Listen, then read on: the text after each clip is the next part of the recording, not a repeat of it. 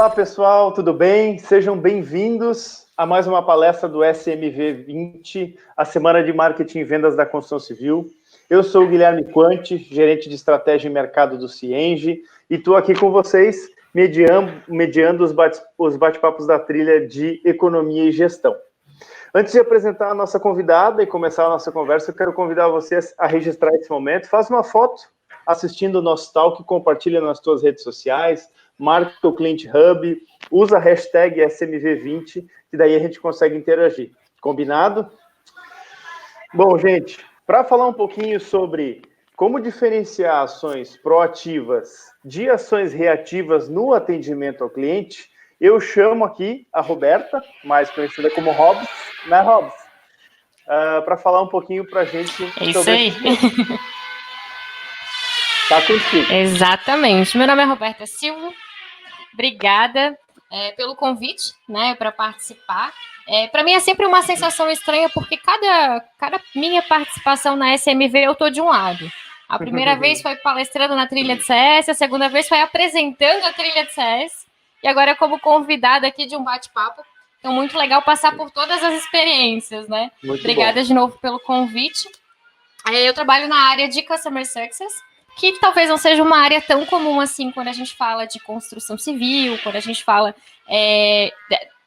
desse segmento que é um pouco mais tradicional, a forma de atender o cliente em si, né? Mas a gente vai entrar nesses assuntos que CS não tem nada a ver com tecnologia, CS não tem nada a ver com SaaS, a gente vai aprofundar isso um pouquinho. Legal. Eu tenho outros projetos que eu acho muito bacana apresentar, e um deles é o Client Cash. Então, se você gosta de ouvir conteúdo sobre atendimento, indiferente de ser Customer Experience ou Customer Success ou suporte e atendimento, dá uma buscada aí na sua plataforma de podcast sobre Client Cash. A gente já tem mais de 50 episódios aí no ar, tem muito conteúdo para você aprofundar um pouquinho a sua relação com o seu cliente. Legal. Roberta, e realmente esse ponto que você citou é muito interessante, né? Quando a gente fala de Customer Success aí no conceito mais amplo possível, as pessoas imediatamente correlacionam com o SaaS, né? Com o ambiente de software, com o ambiente de tecnologia, e na verdade é mais do que um método, é muito mais do que, agora eu vou soar aqui super jurássico, um departamento, né? Como muita gente gosta de falar, e é muito mais uma maneira de pensar, né? Ou seja da lojinha da esquina a uma multinacional, todo mundo pode pensar Customer Success, que é colocar o cliente no centro, né? Exatamente. E essa questão da construção civil aí realmente soa muito distante, e aí acho que um dos motivos do nosso bate-papo aqui é justamente dizer que realmente dá para fazer, né? Dá para fazer, não tem esse atrelo que todo mundo coloca, né, de se eu trabalho com tecnologia, aí eu consigo fazer CS. Eu brinco muito que quem faz sucesso do cliente é quem tem um cliente, ponto. Se você tem um cliente, já pode fazer sucesso dele. Perfeito. Então, isso dentro da construção civil também não é diferente, porque a gente pode pensar em todos os tipos de clientes que temos dentro da construção civil, a gente consegue já brincar um pouquinho com segmentar quem é o seu parceiro, quem é o seu fornecedor, quem é o seu cliente comprador intermediário, quem é o seu cliente final, e por aí vai. Então, dá para já brincar com uma série de questões de atendimento que tem tudo a ver com CS. Perfeito. Por que você acredita, assim, por um lado tem aquele jargão popular super antigo, né, que diz que o cliente sempre tem razão, né? E por que por outro lado, parece que esse mindset de CS ainda está tão distante, né? Ou seja, ao mesmo tempo são conceitos tão difundidos, digamos, popularmente falando, por outro lado parece tão distante e tão difícil de implementar para a maioria das pessoas e das empresas, né? Sim, essa questão de cliente sempre tem razão, e aí já é uma coisa minha, não da área de CS. Em que momento a gente decidiu que outro ser humano tem sempre razão sobre mim? Tem alguma coisa errada nesse conceito. Certo. Então não é que nosso cliente sempre vai ter razão. É que a gente gerou uma expectativa, se a gente não conseguiu entregar a expectativa, sim, ele tem razão de nos cobrar. Então está muito atrelada essa questão, o famoso alinhamento de expectativa. Como que eu alinho aquilo que eu prometi com aquilo que eu vou de fato entregar. E isso tem muito a ver porque a gente foi ao longo dos anos construindo várias técnicas de venda. A gente criou storytelling, spin selling, rapport e inúmeras outras técnicas de vender. E a gente começou a vender sonhos, vender planejamentos. Eu vendi um terreno no céu. Agora, como é que eu entrego o terreno no céu? A gente esqueceu de pensar no depois. Certo. Perfeito. E dentro desse conceito, como que a gente começa a chegar na temática da nossa conversa, que é o que é uma ação proativa e uma ação reativa para eu começar a construir essa relação com o meu cliente? Bom, vamos partir da ideia seguinte. Se eu vendi o terreninho no céu para ele, como é que eu vou entregar esse terreno no céu? Eu não vendi um apartamento, ou uma casa, ou um projeto. Eu vendi um sonho. Indiferente de se você está falando de um fornecedor, de um parceiro ou de um cliente final mesmo, consumidor. Então, aquilo que você prometeu, existe um alinhamento de entrega, onde você precisa definir alguns pontos de contato com esse cliente. Quando você vai falar com ele, por que você vai falar com ele. O grande erro das empresas que não estão focadas em construir essa jornada, fazer essa gestão de relacionamento, é que elas deixam que todos os pontos de contato sejam, entre aspas, negativos. Certo. Porque o contato só existe de uma forma reativa. Se ele tem uma dúvida, se ele tem um problema, ele vem até mim no meu suporte. Então, eu não tenho nenhuma memória positiva com esse cliente. Tudo que ele tem são pontos de contato negativos. Enquanto isso, meu concorrente está lá, maravilhosamente fazendo propaganda do produto dele para o meu cliente, gerando várias memórias positivas. Perfeito. Então, para a gente entrar no nosso assunto, né, essas ações reativas é quando o seu cliente vem até você, porque ele teve algum problema ou alguma dúvida, e as ações proativas é quando você vai até ele, porque você já fez um mapeamento, você tinha pontos de contato pré-estabelecido, e você evita que essas dúvidas apareçam ao longo da jornada, já se antecipando com a resposta, de acordo com o momento de vida que o seu cliente está vivendo usando o seu produto. Perfeito. E ainda mais falando especificamente do mercado da construção, né? Um imóvel não é uma barra de chocolate, não é um tênis, né? Não é uma coisa que você compra todo dia, é uma compra complexa, com um fundo emocional e que tem uma jornada muito longa, né? Diferente de uma experiência de varejo, onde normalmente eu vou lá, balcão, internet, o que quer que seja, efetuei a transação, peguei o produto, recebi em casa, enfim, e a relação ali, né? Ali a gente está falando, às vezes, de 2, 3 anos de relacionamento, você compra um imóvel na planta, e que realmente a experiência de compra do imóvel, na grande maioria das vezes, ela é cheia de pontos de contato, como você comentou, mas cheia de pontos de contatos negativos, né? Todo mundo tem N experiências ruins com imobiliárias, com construtora, com pedreiro, com reforma, com o que quer que seja, e fica difícil construir a jornada da experiência positiva, né? O sonho vira um pesadelo, né? Que você tem que fazer a gestão de toda aquela bagunça que está acontecendo na sua cozinha, que era para você estar cozinhando ali, descalço, naquele laminado bonito. E cadê tudo isso? Perfeito. E se por um lado é muito fácil de entender, né? Ou seja, todo mundo aí que está assistindo a gente já deve ter lembrado de alguma memória negativa de uma experiência de compra, seja relacionada à indústria da construção ou fora, né? Como consumidor. Por que é tão fácil entender a dor, mas parece ser tão difícil começar a endereçar isso? Porque a gente aprendeu, ou se acostumou, ou criou o hábito de desenhar processo dentro da empresa para a gente mesmo. Então, eu desenho um processo para transitar uma informação do comercial para o financeiro, do financeiro para o executor. Então, eu esqueço que o cliente está no meio do caminho.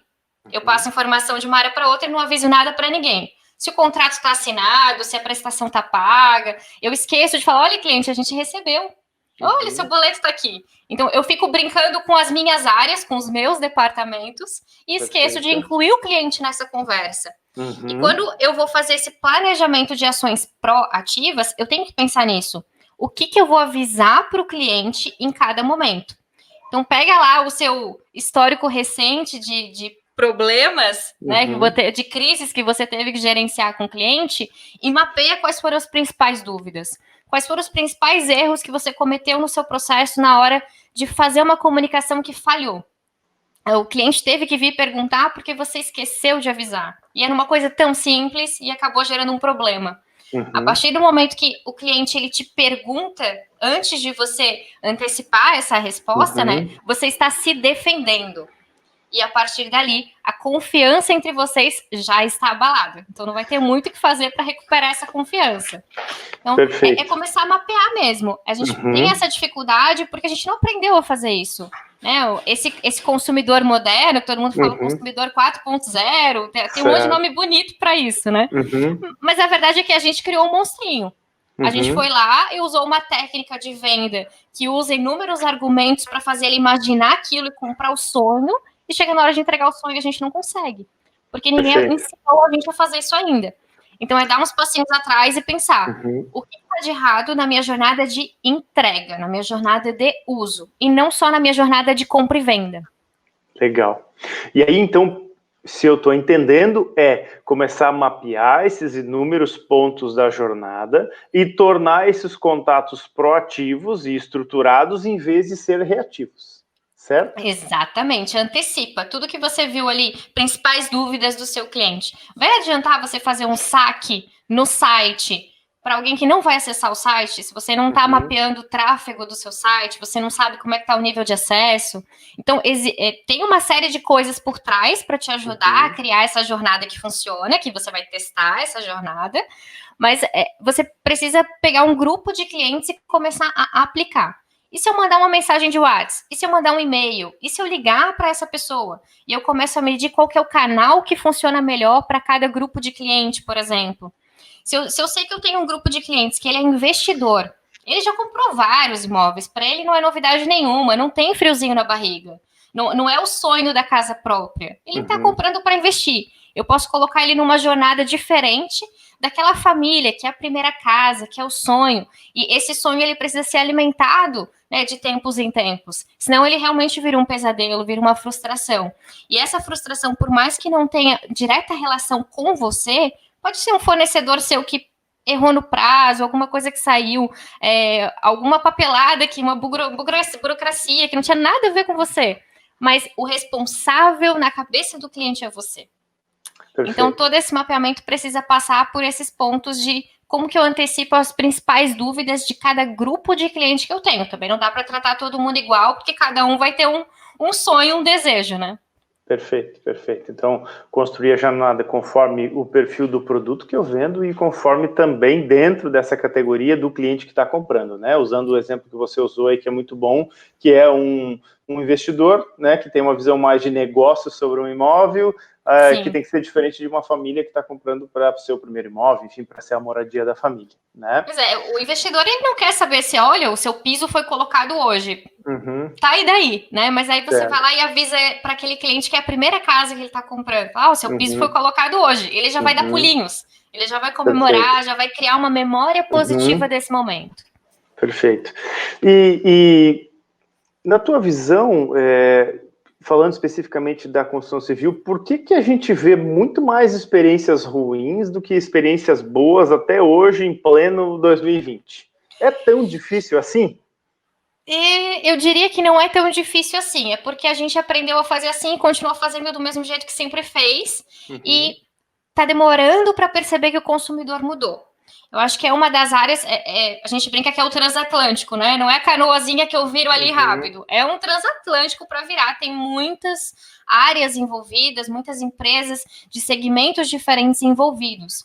Então, é difícil você fazer essa rotação.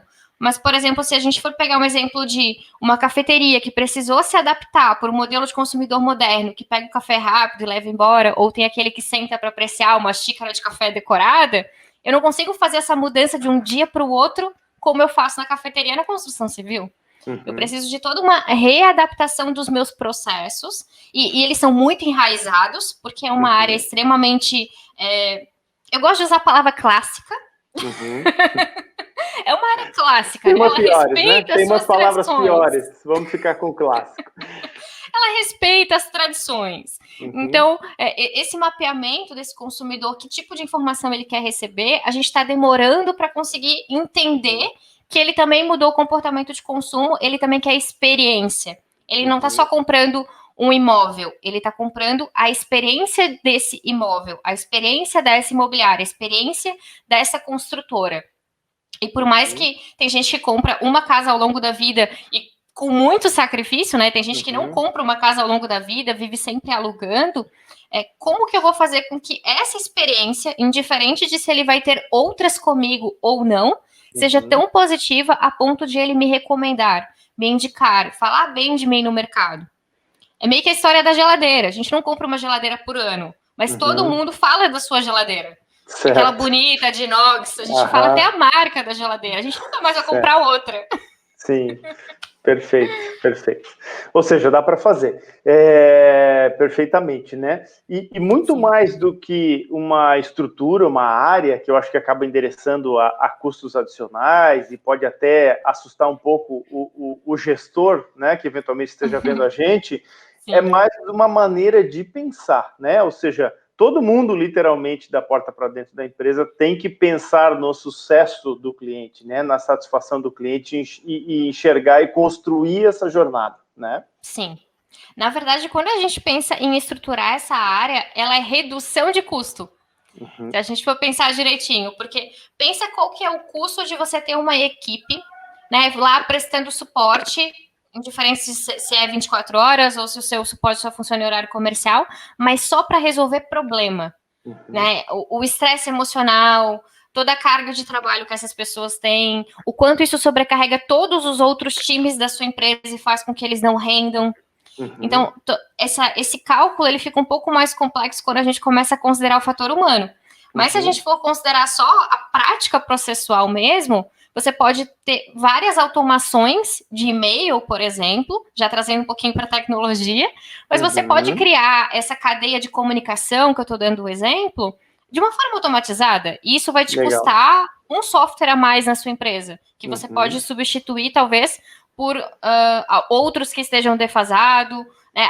Aquele grupo de pessoas que só faziam suporte agora fazem outras atividades também, então você está conseguindo aumentar a capacidade produtiva do seu time. O que precisa mudar, de fato, é a visão, né? Eu não espero ele vir, eu vou lá e resolvo antes do problema acontecer. Perfeito, e acho que você chegou num ponto bem legal que eu queria chegar, que no final das contas, é resultado, não é custo, né? Porque a gente está fazendo uma virada aí, que talvez num momento zero se torne um custo adicional, né, no curtíssimo prazo, mas que a longo prazo, em valorização da marca e a força da indicação do boca a boca aqui nesse mercado é super forte, e o índice de reclamações e de problemas, e até mesmo de ações judiciais, enfim, decorrentes de uma experiência positiva de compra de um imóvel, né? Exato. Legal. Essa relação de custo eu acho bacana, a gente, até pensando nesse curtíssimo prazo, por que algumas empresas têm esse custo no curtíssimo prazo? O tal do planejamento, né? Faltou a gestão antes de começar a fazer. Então não vai adiantar falar, Robs, que software eu contrato para começar a fazer CS na minha empresa. Não é assim que funciona. Não foca em software agora. Você não precisa de uma ferramenta. Você precisa de uma pessoa que construa esse processo novo, com um mindset novo, que você teste esse processo num grupo pequeno de pessoas, porque não dá para mudar todo mundo junto. E aí, depois que isso estiver funcionando, aí sim você se preocupa. Ok, agora eu tenho um processo novo, como que eu automatizo ou como que eu melhoro? E aí a gente começa a falar em ferramenta. Antes disso, não precisa. Legal. Começar pela ferramenta é um erro, né? É um erro, com certeza. Perfeito. Bom, a gente está falando de conceitos até aqui, acho que eles são super importantes, né? Mas eu queria fazer um desafio para ti da gente fazer agora rapidamente. Bom, eu tenho uma construtora ou uma incorporadora, lembrando que aí são a grande massa de clientes que estão com a gente hoje, né? Em torno aí da indústria da construção civil. E estou convencido por vocês de que eu preciso mudar a minha maneira de pensar, de agir, de entender o cliente, de viver voltado para o cliente. Bom, vamos fazer um passo a passo rápido aqui de por onde começar? Ou seja, legal, estou convencido, vou começar amanhã. O que eu faço? Eu tenho uma dica muito simples e que vai deixar muita gente com a pulga atrás da orelha. A gente não tinha combinado isso, então eu não pensei em muita coisa, essa é que eu sempre dou, hein? As empresas clássicas, tradicionais, que foram construídas em outra época de administração de negócios, elas sempre tinham que colocar no plano de negócio missão, visão e valores. Não existia um plano de negócio sem missão, visão e valores. Perfeito. Eu te desafio a pegar a missão que está lá escrita no seu quadrinho na parede, os valores que estão lá na sua parede, pegar um processo que você executa, que deveria ser para o cliente e não é, e ver se esses valores estão refletidos no seu processo. Legal. Se ele está de acordo com a sua missão, ou se você está sacrificando um monte de coisa no caminho para conseguir atingir a sua missão aí. Ou muitas vezes você já mudou todo o planejamento, né? Você fala que a sua empresa é transparente, mas o processo do cliente não é tão transparente assim. Então, acho que esse é o principal desafio que a gente tem que começar a olhar para o processo. A área de CS, todo mundo acha que eu vou atender bem o cliente vai ficar feliz. Não é isso, gente. É você construir um processo que funciona para que essa entrega que a gente prometeu lá na venda aconteça. Então, não é deixar o cliente feliz que vai resolver as coisas. Eu brinco bastante que cliente que está feliz cancela sorrindo. Ótimo, muito bom. Muito bom. Legal. Bom, fiz essa comparação, provavelmente eu vou ficar meio assustado com o resultado, né? A chance disso acontecer é bem grande, e aí agora eu estou falando como consumidor, porque aconteceu comigo várias vezes, né, de eu ter que correr atrás de resolver alguma coisa que eu entendia ser responsabilidade da construtora de quem eu comprei um imóvel, ou seja, estou tendo uma jornada aí marcada por trancos e barrancos, né? Bom, realmente, eu vi aqui, Roberto, as coisas estão meio críticas. Bom, e agora? Eu preciso contratar um monte de gente? A gente já viu que software, tecnologias, ferramentas não é o caminho para começar, né? Eu preciso imediatamente aumentar o quadro de pessoas para que essas coisas comecem a acontecer? Não precisa. Eu tenho certeza que tem alguém dentro do seu time, até essa pessoa que te ajudou a fazer esse diagnóstico de que os valores não batiam com a prática, que já tem esse mindset ou essa forma de ver um pouquinho mais centrada para o cliente. Porque essa pessoa, ela é consumidora. Então, ela como consumidora, ela consegue... Peraí, esse processo aqui a gente não está informando como deveria. Ela já tem esse know-how para conseguir avaliar, principalmente porque ela está dentro do seu negócio. Então, não faz sentido você contratar uma pessoa que vai ter que receber todo o know-how do seu negócio para depois poder fazer o trabalho. Então, faz muito mais sentido você já pegar uma pessoa que está com você, que faz parte do seu time, que tem essa visão um pouquinho mais pró-cliente ou customer-centric, como a gente chama, e começar a redesenhar os processos. Vai devagar, não adianta correr, não adianta tentar mudar tudo ao mesmo tempo, porque senão você, primeiro, vai se perder, segundo, você não vai saber o que deu resultado. Legal. Então muda uma coisa de cada vez. Perfeito, legal. E aí tem uma coisa que é super importante também, porque eu posso destacar essa pessoa super motivada e que consegue colocar o cliente no centro, né, na visão customer-centric, mas se a autogestão da empresa não comprar essa briga, eu vou conseguir fazer isso? Dificilmente. Porque você redesenhar processos, ele vai envolver todas as áreas. Então, não é que você lá no seu cantinho sozinho vai redesenhar tudo e a coisa vai acontecer. Porque vai passar pelo processo financeiro, vai passar pelo processo comercial, vai passar pelo processo de fornecedores, não sei como funciona, né, toda essa distribuição hierárquica de departamentos, mas vai passar por várias áreas. Então, o processo não é que o cliente tem uma vida em cada área. O cliente tem uma vida só. Ele vai seguir essa linha em todos os departamentos que ele passar. Então, todo mundo acaba participando.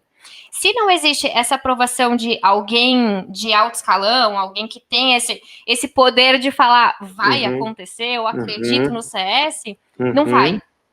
Porque alguém que está aqui na base construindo não tem força de voz para argumentar com as outras áreas o quanto isso é importante.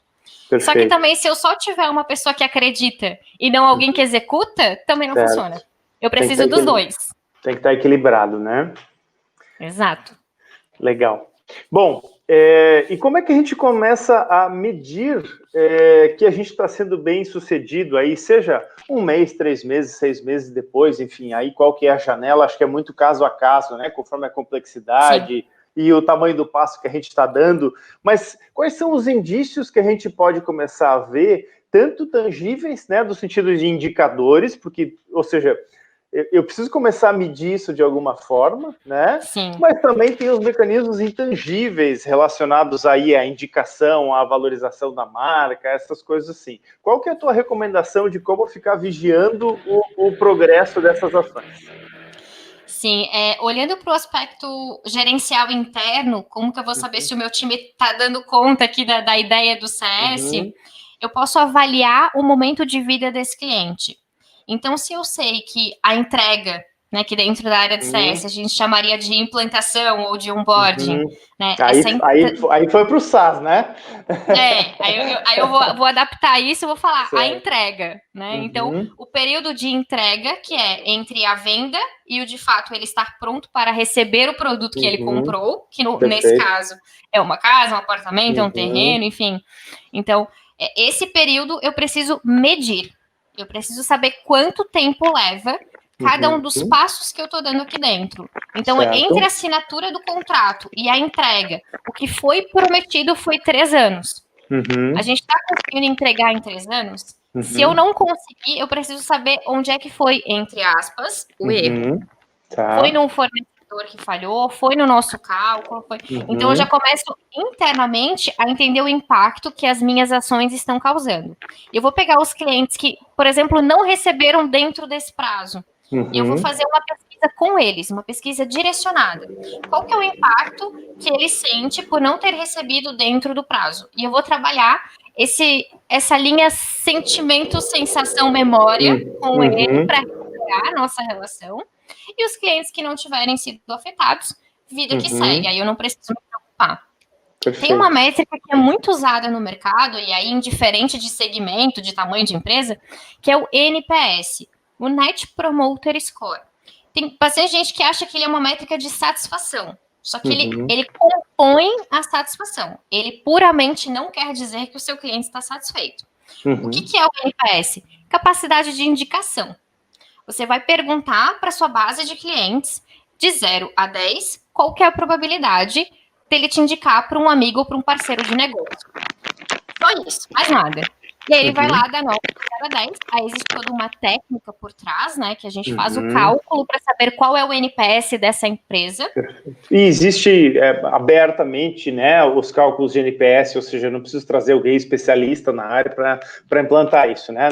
Não é nada da NASA também, né? É muito simples. Vou até falar de tão simples que, ó, você vai pegar lá os clientes que deram a nota de 1 a 6, quer dizer que eles são detratores. Legal. Clientes que deram nota 7 a 8 são neutros, tanto faz. Se ele tiver num grupinho que estão falando bem de você, ele fala bem. Se ele tiver num grupinho que estão falando mal, ele vai falar mal.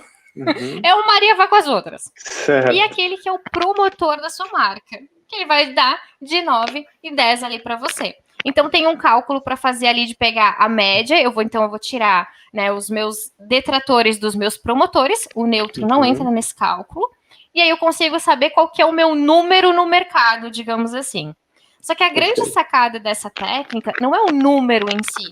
Não é para você chegar lá e falar, olha, meu NPS é 50, ei, que legal. Isso não vai te dar um resultado. Mas é para você saber onde estão os seus promotores e pegar aqueles que falaram que te indicariam no mercado e, de fato, fazer um plano de ação de pedir a indicação. Ou se você não quer ainda pedir indicação, pede um depoimento público, pede um depoimento para você colocar no seu site, né? Um review em uma plataforma pública. Isso está acontecendo bastante agora no Brasil. A gente se atentou, né? Que todo mundo dá um Google antes de comprar. Perfeito. Ainda mais uma compra então, complexa, né? Como a de um imóvel, né? E cara, né? E cara, não é só complexo, é cara. Sim. Sem dúvida. Então, tem toda uma complexidade envolvida de você tomar a decisão de qual você vai comprar. Então, todo mundo vai dar um Google nisso. E se você tiver muitas pessoas falando bem da sua incorporadora, da sua construtora, isso valoriza, né, perante os olhos do cliente. Então, já é uma forma de você medir o resultado que você está tendo nessa gestão de atendimento, de relacionamento, digamos assim. Não que você precise construir uma área de CS, mas que você precisa, sim, começar a prestar atenção na sua jornada de pontos de contato, de relacionamento, com certeza. E aí, as técnicas que a gente pode adaptar da área de tecnologia ou da área de SaaS e colocar na indústria, elas passam por essa questão de satisfação, de prazos cumpridos, de Uhum. capacidade de recomendação, que não é uma indicação direta, né? Mas eu recomendo publicamente, tem uma Perfeito. diferença. E isso já começa a fortalecer o trabalho que vem sendo feito lá desde quando esse cliente assinou o contrato. Então não é uma coisa que você resolve no último mês. É uma coisa que vai resolver ali durante toda a duração dessa relação. Legal. E aí, então, quem sabe uma boa medida seja no D0, né? Ou seja, no primeiro dia em que eu estou começando a me mexer, a alocar esforços e energia para construir essa política orientada para o cliente, é fazer uma aplicação de NPS e 6 meses ou 1 ano depois fazer novamente e medir a evolução, né? Se você estiver sendo bem... ter um resultado. Já consegue ter um resultado aparecendo, né? Talvez não o final, mas já em progresso, né? Uma outra coisa que eu acho que é bem importante, você comentou do prazo, e que no caso da indústria de tecnologia é super importante. No caso da construção civil, eu que, né, para quem não me conhece, eu trabalho no Cienge, um software de gestão da indústria da construção, atendemos mais de 3 mil clientes aí por todo o Brasil. A gente sabe que às vezes obra atrasa por uma questão que não é da construtora, né? Putz, deu 40 dias de chuva sem parar, ou a burocracia da prefeitura lá demorou para sair um alvará, um licenciamento ambiental, qualquer coisa assim, né? E aí começam a surgir as coisas indesejáveis, ou seja, a culpa não é minha, mas o problema é meu, né? Então, ainda assim, além da questão do prazo, tem duas questões, né? Primeiro, o imóvel pode ser entregue para mim no prazo, mas com um monte de problemas, né? E aí, qual que é, como que a gente olha para isso? E a outra questão é justamente essa: atrasou, mas não por culpa minha, mas nem por isso eu vou precisar deixar de agir sobre isso. E aí voltamos ao tema da palestra, onde a proatividade vale ouro, né? Exatamente. Você não precisa tomar essa decisão, por exemplo, de eu entrego com um monte de problema ou eu não entrego, sozinho. Você pode perguntar para o seu cliente ali final, né? Dependendo de qual nível de relação que você tem, se é um grupo de clientes, se você consegue falar com todo mundo, e aí varia caso a caso, mas por que não perguntar para ele o que é melhor naquele momento? Ou nesse caso de foi 40 dias de chuva, desculpa, eu não posso fazer nada. Eu vou entender se alguém me contar. Se ninguém me contar, eu não sei de quem é a culpa, eu culpo quem eu quiser. Perfeito, excelente. Então, né, essa proatividade não é só em relação a processos que já estavam pré-definidos, mas também de problemas que acontecem ao longo do caminho e ninguém está livre de passar por um problema. Né? O seu fornecedor fechou, sei lá, o seu fornecedor teve um problema e não vai conseguir entregar o material. Você não vai falar dessa forma para o seu cliente final, né? Olha, não, o fornecedor foi embora, não vai me entregar o material. Mas você pode contextualizar, explicar o que está acontecendo, que vai ser, né, uma nova contratação de fornecedor, que isso vai levar um prazo a mais de 20 dias, que, né, explica essa situação e, principalmente, você está falando com outro ser humano do outro lado. Uma das coisas que eu sinto muito nessas áreas mais clássicas é que a gente esqueceu que do outro lado tem um ser humano. A gente tá atropelando as coisas e falando do jeito que dá para falar ou não fala nada, e é isso. E o outro ser humano, ele não tá absorvendo isso de uma forma bacana. Então eu tenho que lembrar, eu tô falando com uma pessoa, eu posso estar acabando com o sonho da vida dela, da casa dela, ou eu posso estar atrasando um investimento, eu posso estar atrasando um negócio. Qual que é o impacto que essa informação que eu vou dar tem nessa relação para a pessoa? E não é aquela coisa da empatia de, vou tratar como eu gostaria de ser tratado. Não, você vai tratar como ele quer ser tratado. Você vai fazer um alinhamento de expectativa e você vai tratar ele da forma que ele quer ser tratado. A empatia, nesse caso, não vai funcionar. Perfeito, legal. E aí a gente vê, não por acaso, tem muitos casos, e aí eu não vou citar nomes aqui para eventualmente não cometer uma injustiça, mas não por acaso muitas empresas que ou vieram de tecnologia, ou que são da construção, mas que fizeram uma adoção de tecnologia em larga escala, não por acaso elas estão se destacando na frente de relacionamento com o cliente, geração de experiência positiva, de encantamento e tudo mais, né? Então a gente vê que, de fato, as coisas estão muito interligadas e cada dia mais próximas, né? Eu acho que é porque facilita muito, né? Como a gente está falando em volume, né? Se eu estou vendendo um empreendimento, eu não estou falando de 10 clientes, eu estou falando de 300 clientes, né? Eu estou fazendo uma gestão ali de uma carteira grande. E se eu estou tentando fazer isso na unha, é mais difícil do que se eu tiver equipada ali com, né, a tecnologia ao meu favor. Então, se você já tem essa predisposição tecnológica, fica mais fácil, sim, você construir uma jornada que funcione sem muita interação humana, né? Ela já está mapeada, já está testada, ela fica funcionando sozinha. Então, isso te ajuda a dar escala, a conseguir fazer para todo mundo igual. Legal. Robs, conta para mim bem sinceramente, hein? Eu sei que você conhece e trabalha na área de CS aí para vários segmentos, né? Sim. A construção civil está muito atrás da média, mas não é porque o nosso público é da construção, não, hein? Quero ser sincerona. Bom, vou falar o seguinte, eu tenho relação com algumas empresas que são diretamente da construção civil, tanto de construtoras quanto de softwares para construtoras, e eu vou falar que não é que está muito atrás, é que quem está na frente está muito na frente. Então, né, tá desigual a competição dentro da área, porque tem muita gente que nunca ouviu falar, que não quer saber disso, deixa eu continuar construindo aqui as minhas coisinhas, né? Depois eu vejo a relação com o cliente lá, eu entrego a chave para ele, vai dar tudo certo. E já tem uma galera que tá, calma, vamos rever aqui a relação humana, o que esse processo está me dizendo, o que o consumidor quer agora, que já está muito mais antenado. E principalmente quando a gente fala de softwares para apoiar a construção, aí é bem na frente. Perfeito.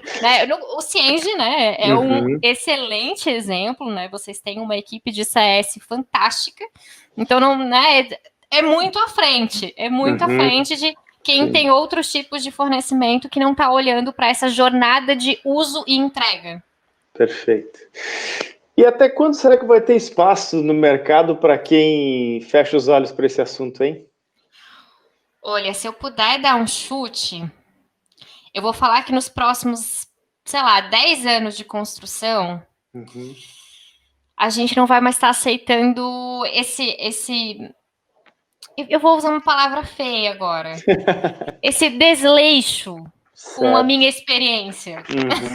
Porque é assim que a gente acaba se sentindo. Porque eu recebo experiência de todos os campos da minha vida. Eu ligo a televisão, eu tenho interação com a minha televisão agora. A minha geladeira está fazendo minha lista de compra.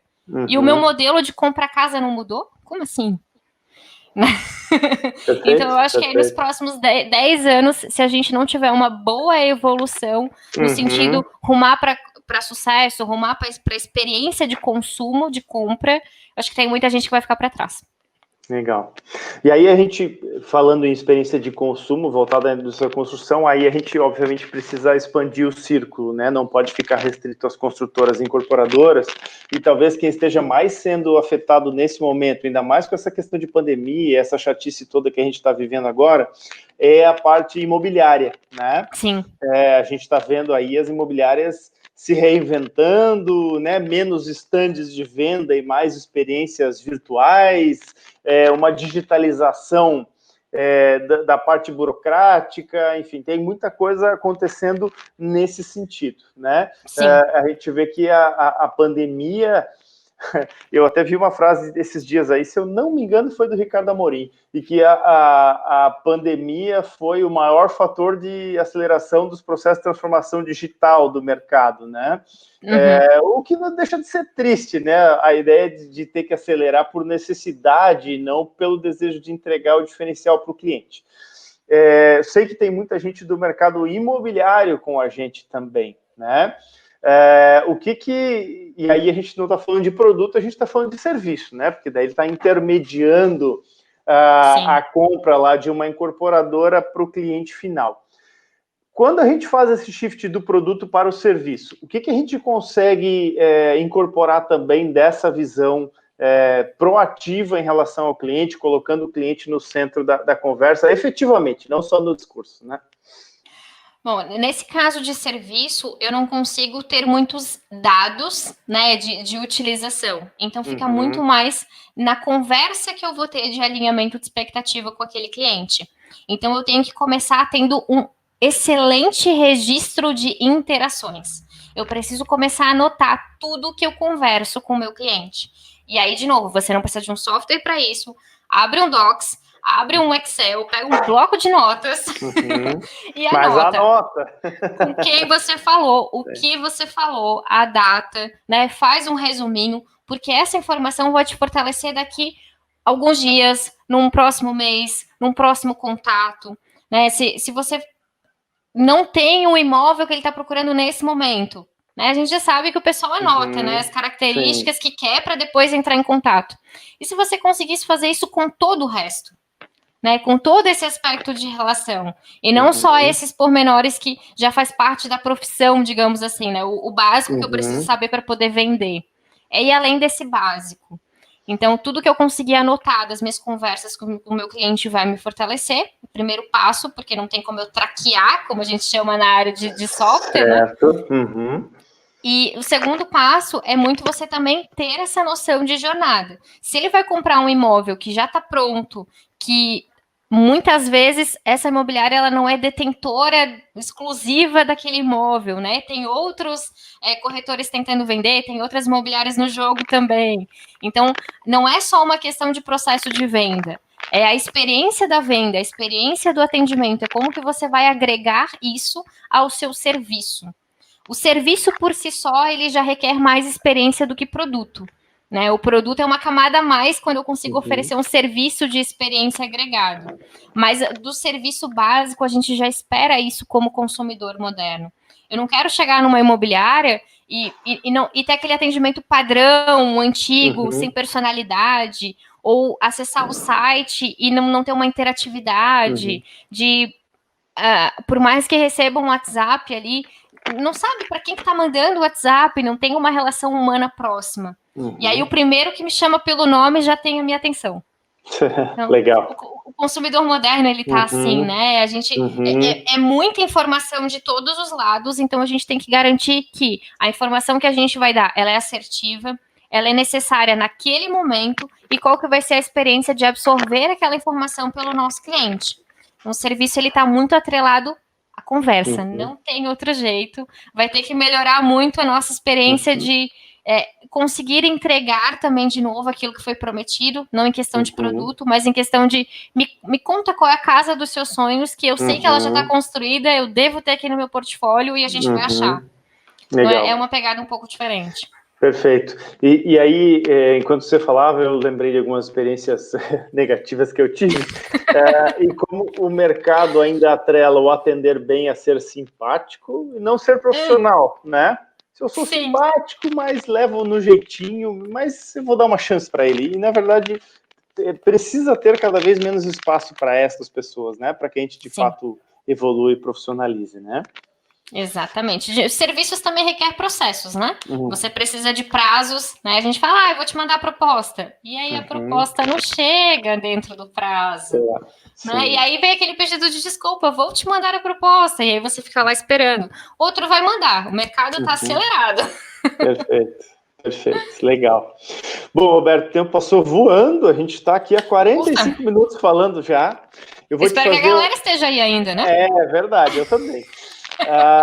Uma última perguntinha antes da gente fazer os avisos finais o que você pensa que vai ser o perfil do consumidor nos próximos anos e o que as empresas que estarão na frente terão de diferente?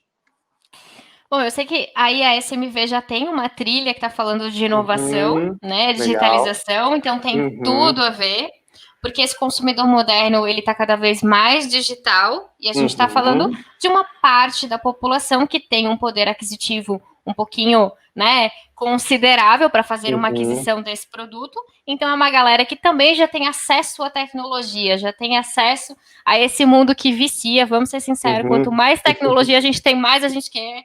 Sim, mas depende dela também, né? Eu só quero comprar uma Alexa agora aqui para casa para ela ficar conversando comigo que eu tô sozinha. Então, o consumidor vai ser isso, né? Interatividade, porém no digital. Né? A gente passou por esse momento de distanciamento social e a gente aprendeu que não precisa estar presente para fazer a coisa funcionar. E uma vez que a gente aprendeu isso, eu acho que é uma evolução muito acelerada que vai acontecer do como eu resolvo tudo da minha vida, da minha casa. Legal. E as empresas que vão sair na frente vão ser as empresas que descobriram como fazer isso, agregando experiência, agregando resultado para quem está procurando o serviço ou o produto. Perfeito. E aí fica um baita desafio para a gente da indústria da construção, porque é um produto essencialmente tangível, né? Então, uma parte da experiência é digital, provavelmente os primeiros passos da jornada, e depois levar isso para o físico da melhor maneira possível também, né? Sim. Então, fazer uma transição bem feita aí entre os mundos, né? Eu vou dar uma cola. Enquanto você falou, eu tive uma ideia aqui. Por que a gente não pega esse tour virtual que a gente gosta de fazer, né? Separa lá 10 clientes da sua carteira, aqueles top clientes. Manda para casa deles aquele óculos de papelzinho que a gente coloca no celular para ver em 3D e coloca lá no seu aplicativo o seu imóvel em 3D. Olha que experiência bacana que ele vai compartilhar. Legal, muito bom. Legal. E aí já é uma dica de experiência, não é uma dica de sucesso, né? São coisas diferentes. São coisas diferentes. Uma não garante a outra, né? Legal. Bom, Robs, nosso tempo chegou ao fim. Muito obrigado aí pela sua contribuição enorme. Tá muito legal o papo. Deixo aí uns minutinhos para você deixar os teus canais, as tuas redes sociais, como que o pessoal te procura, como que conhece mais o teu trabalho, enfim, deixa aí as tuas últimas palavras para a gente. Bom, vamos lá. Já falei um pouquinho do ClienteCast, que é um projeto que eu sou apaixonada, então falo muito dele, porque é conteúdo gratuito, gente. Então é só achar aí na sua plataforma de podcast e ouvir, começar a redesenhar os seus processos ou criar novos. Eu tenho uma empresa que é a Consultoria de Sucesso. Eu acabo falando muito pouco do meu trabalho em si, né? Mas eu trabalho com consultoria, né? Ajudando empresas a criarem essa área de CS e também com treinamento de profissionais que trabalham na área de CS ou, né, na área de atendimento em si. O que mais que eu vou falar de mim? Sou mãe de 2 gatos, né? Eu acho que é isso. Eu sou péssima para falar de mim, gente. Quem quiser continuar batendo esse papo, acessa lá o meu LinkedIn. É só colocar lá depois da barra o Robs, ou me procura no Instagram, robs.cs, e a gente continua trocando uma ideia aí sobre como levar CS para todos os mercados. Se você tem um cliente, você tem que cuidar do sucesso dele. Perfeito. Robs, brigadão mais uma vez. Muito obrigada pelo convite. Fica aqui que ainda tem muito conteúdo na trilha de Economia e Gestão e vamos juntos. Obrigado e até mais. Até mais. Tchau.